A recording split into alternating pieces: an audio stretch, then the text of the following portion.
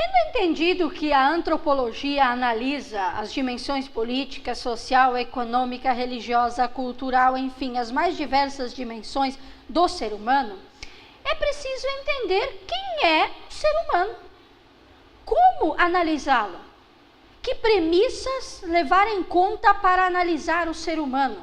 Afinal de contas, para tratar da antropologia, e o tema que permeou todas as nossas aulas de antropologia, do nosso curso de antropologia, foi o ser humano. Ele era o nosso objeto de estudo. E por isso nós precisamos entender, em última análise, quem é o ser humano. E, claro, quem somos nós? Quem somos nós, seres humanos? Como a antropologia nos vê? Então, a primeira lógica que a antropologia leva em conta é o ser humano em si mesmo. A primeira lógica é a identidade. O ser é o que é. Quer dizer, ele tem uma identidade que lhe é própria. Uma identidade que o torna diferente de todos os demais seres humanos que há no universo. Ele é diferente. Ele tem uma identidade, um carimbo que é seu. Não é de mais ninguém. Por isso, a primeira análise da antropologia é acerca da identidade de cada um.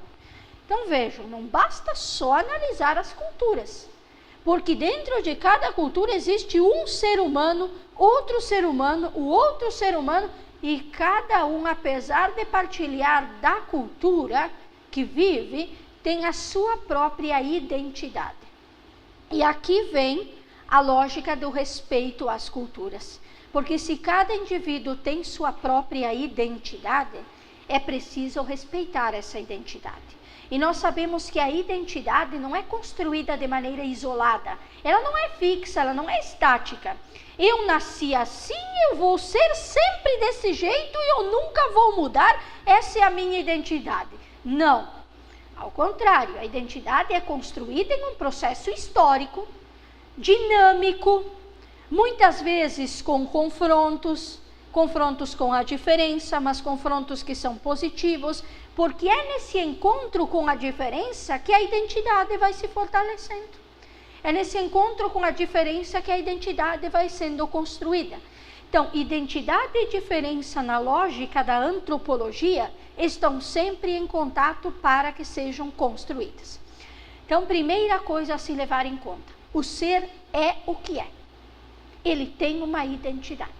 Nós temos uma identidade. E esta identidade precisa ser respeitada.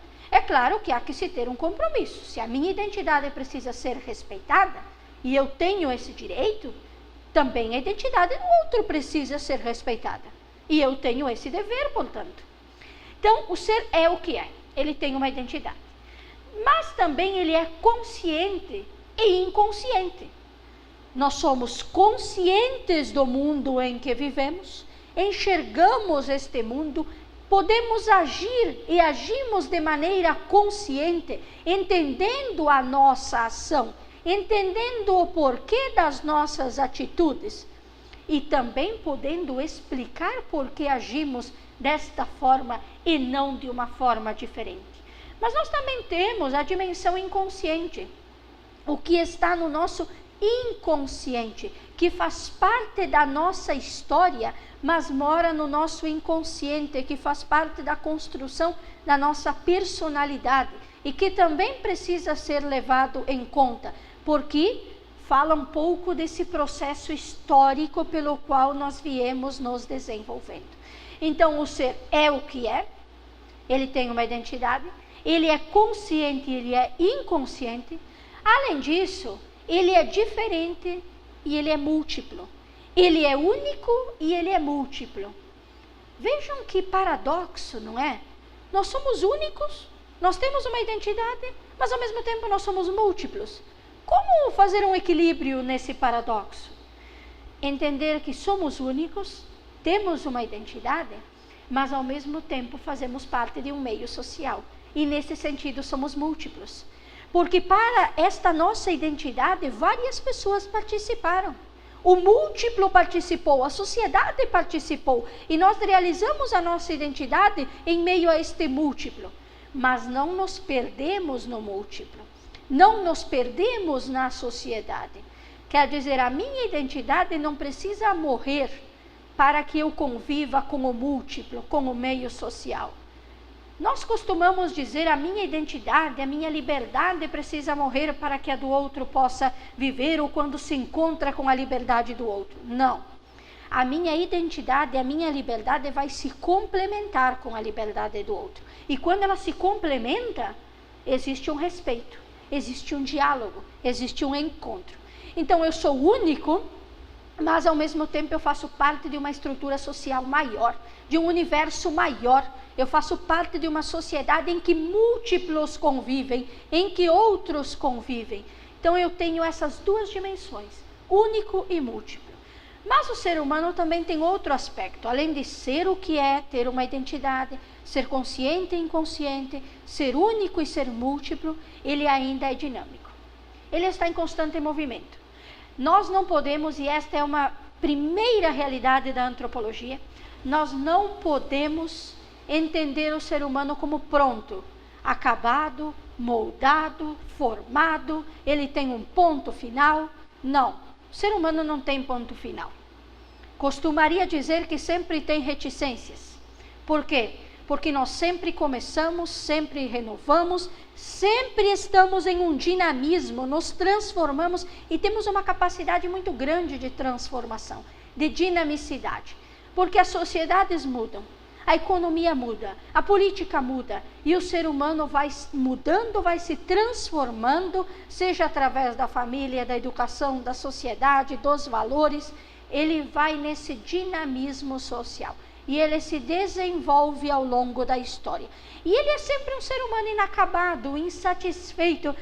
Ele está em meio à realidade, ele conhece a realidade, ele age de determinada forma, ele conhece determinadas coisas, mas ele quer sempre mais. Insatisfeito no sentido de querer sempre mais, estar aberto a sempre mais, a conhecer e a buscar sempre mais e novos horizontes. E isto você percebe na sua vida, na vida das outras pessoas também no meio social. Então vejam quantas propriedades o ser humano possui. Quantas formas de ser o ser humano possui. E a antropologia analisa o ser humano nesta lógica. Ela não analisa um ser humano fechado, estático, fixo, mas um ser humano em constante transformação. Portanto, se o ser humano tem todas essas propriedades, é impossível fechá-lo em uma estrutura. É claro que ele vive em uma estrutura social, em uma sociedade, mas é impossível fechá-lo em uma estrutura apenas. Dizer que ele é fruto daquela estrutura e está pronto, está acabado. Não, o ser humano é sempre mais, porque ele é livre e porque ele pode pensar. Então o ser humano, ele possui essas duas capacidades que são nobres.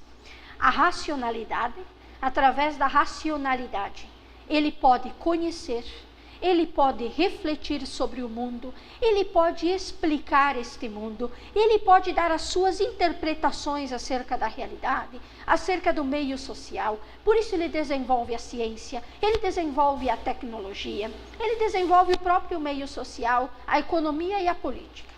Mas ele também é livre, quer dizer, ele conhece e ele tem a possibilidade de, através do seu conhecimento, transformar a realidade social.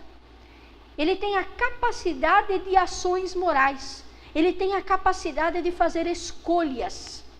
Vejam, nós temos duas ferramentas como seres humanos, objetos de estudo da antropologia, que são essenciais. A razão, que trabalha com a questão do conhecimento, do pensamento crítico, e a liberdade enquanto escolha, enquanto ação moral que temos a capacidade de fazer. E aqui, quando falamos em escolhas, se abrem várias possibilidades. E a importância de optar pela ética, a importância de uma liberdade pautada pelas virtudes, pela reta razão e pela ética. E aí sim nós desenvolvemos, como nos diz a antropologia, uma economia justa, uma política ética, uma economia solidária, uma sociedade realmente humanizada e ética. Então, nesse curso de antropologia, você pode perceber tantas coisas. Primeiro, que a antropologia tem como objeto de estudo o ser humano. Este ser humano se desenvolve em várias dimensões, por exemplo, na dimensão política, que trabalha com o bem comum, que trabalha com a vida na coletividade, que trabalha com a discussão acerca dos rumos da cidade. Nós temos a dimensão econômica, que trabalha com os meios de produção nesta mesma sociedade e as suas transformações. Temos a dimensão religiosa, que trabalha com a importância das manifestações religiosas nas mais diferentes culturas. Temos a dimensão urbana, que trabalha com temas de multiculturalismo, de industrialização, de globalização. Enfim, o ser humano tem identidade, o ser humano tem história, o ser humano tem liberdade e tem capacidade de conhecer e agir no mundo. Tal é a nobreza do ser humano enquanto objeto de estudo da antropologia.